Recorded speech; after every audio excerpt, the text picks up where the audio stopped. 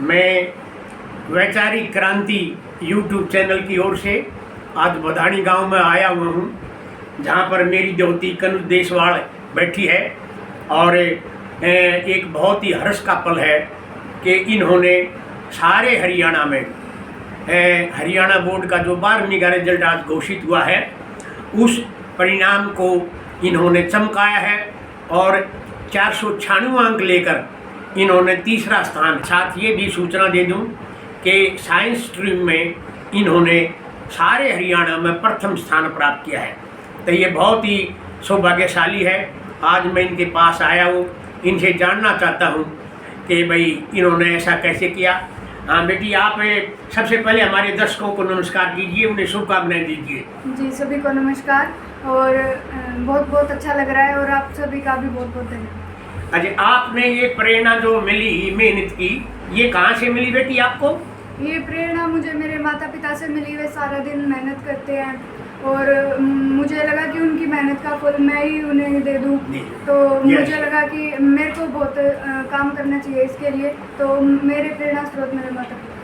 आप कौन से स्कूल में पढ़ती थी अब प्रेजेंटली? +2 में? अभी मैं new royal senior secondary school में पढ़ती थी और नर्सरी से 10वीं तक मैं जे सीनियर सेकेंडरी स्कूल। तो जे सीनियर सेकेंडरी स्कूल के बारे में आपका क्या विचार है? देखिए, बहुत अच्छा स्कूल है और मेरे माता पिता का ही स्कूल है और मैं वहाँ पढ़ी थी और काफ़ी अच्छे टीचर्स हैं, सपोर्टिंग स्टाफ है और वहाँ पर बेसिक मेरे बहुत अच्छे क्लियर वहाँ पर हो गए थे, जिसके कारण आज मैं ये सब कर पाई। आपका कोई आदर्श अध्यापक कौन है? आप मानते हो कोई आदर्श अध्यापक आपके जीवन में रहा हो? मेरी माता जी हैं, श्रीमती कृष्णा देशवाल, जो प्रधानाचार्य हैं। हाँ, वे टीचर भी हैं, मेरी माँ भी हैं। वे आपकी आदर्श अध्यापिका है। हाँ। उन्होंने आपको गाइड किया है। आपके पिताजी हैं जोगिंदर देशवाल जी, वो डायरेक्टर हैं स्कूल के। इनका कितना भी योगदान मानते हो इस कार्य में? इनका बहुत बड़ा योगदान है। ये मुझे मोटिवेशन देते थे कि ऐसा करना चाहिए आपको, मतलब पूरे हरियाणा में नाम रोशन होगा आपका गांव का। तो उनसे ही मुझे ये लगा कि हाँ, मुझे ऐसा करना चाहिए। आप ऐसा महसूस कर रहे हो? इस परिणाम से संतुष्ट हो? बहुत अच्छा लग रहा है। बहुत अच्छा है, वेरी गुड। तो ये आपने बधानी गांव का नाम रोशन किया है, हमारे झज्जर जिले का नाम रोशन किया है और हरियाणा का नाम भी रोशन किया है। हम आपको बहुत बहुत शुभकामनाएं देते हैं। और अंत में एक छोटा सा प्रश्न पूछना चाहूँगा कि आज जो हमारा जो विद्यार्थी वर्ग है वो कुछ अपने रास्ते से भटका हुआ है, तो उनको आप क्या संदेश देना चाहोगे हमारे चैनल के माध्यम से? मैं यही कहना चाहूँगी कि सबसे पहले तो ये ज़्यादातर फ़ोन की तरफ बच्चे रहते हैं। यस। मेरा बच्चों के पर्सनल फ़ोन होते हैं। फ़ोन मतलब ज़रूरी नहीं होता कि आपके पास फ़ोन हो।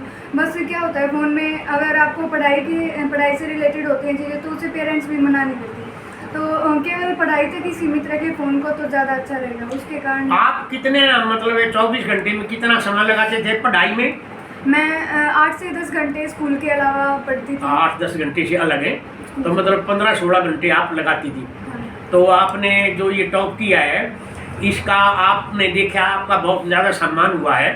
तो लोग कहते हैं कि दुनिया में प्रतिभा का सम्मान नहीं है। भाई, प्रतिभा होनी चाहिए। प्रतिभा अगर है ना, तो सारा संसार जो है ना सम्मान करने के लिए तैयार है। तो आज आपने देखा कितने पत्रकार, वरिष्ठ पत्रकार, आपके रिश्तेदार बंधु यहाँ आए और उन्होंने आपको आशीर्वाद दिया। तो आपको प्रतिभा के बारे में क्या विचार कहना चाहेंगे विद्यार्थियों के संदर्भ में? सभी में अलग अलग प्रतिभा होती है। किसी में पढ़ने की होती है, किसी में गाने की, खेलने की। तो बस उस प्रतिभा को बाहर लाना ज़रूरी होता है। जैसे पढ़ने की भी होती है तो उसमें पढ़ाई में ध्यान दें, गाने की होती है उसमें गाएं, और खिलाड़ी वर्ग होता है उसमें खेलने की ज़्यादा प्रतिभा होती है, तो उसको बाहर निकालने के लिए कोशिश करनी चाहिए। अब आपका भविष्य की क्या योजना है? डॉक्टर बनने की योजना है मेरी। डॉक्टर बनने की योजना है। डॉक्टर एक बहुत बड़ा पेशा है जो मरीज के को ठीक करता है, शरीर को ठीक करता है। और अध्यापक जो है ना, वो दिमाग को ठीक करता है। तो डॉक्टर बनने के बाद आपका क्या उद्देश्य होगा?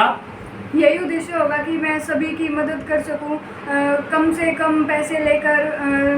पैसे का ही चक्कर होता है, पैसे के कारण लोग अपना इलाज नहीं करवा पाते बड़ी बड़ी बीमारियों का। तो मैं यही चाहती हूँ कि उनका इलाज मैं करूं। आज मैं यहाँ आया हूँ, बड़ा खुश हूँ और मैं जान कर के भी और ज़्यादा खुश हुआ कि आप डॉक्टर बनना चाहती हैं।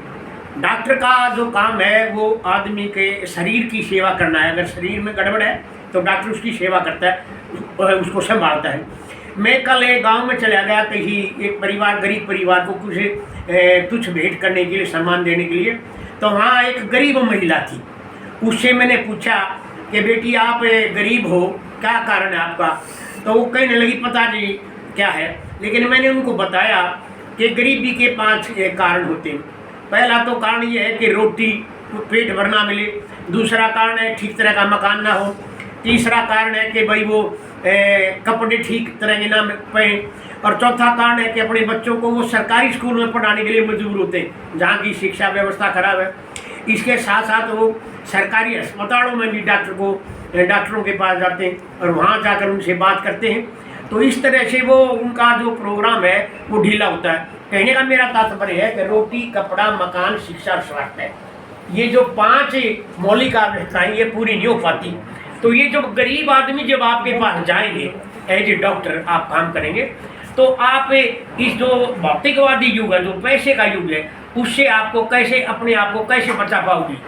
मैं कम से कम पैसा लेके खर्च पर उनका इलाज करूँगी और उनकी बहुत मेहनत करके उनका बहुत मदद करूँगी उनकी, ताकि वे कम से कम पैसे में अपना इलाज करवा पाएँ।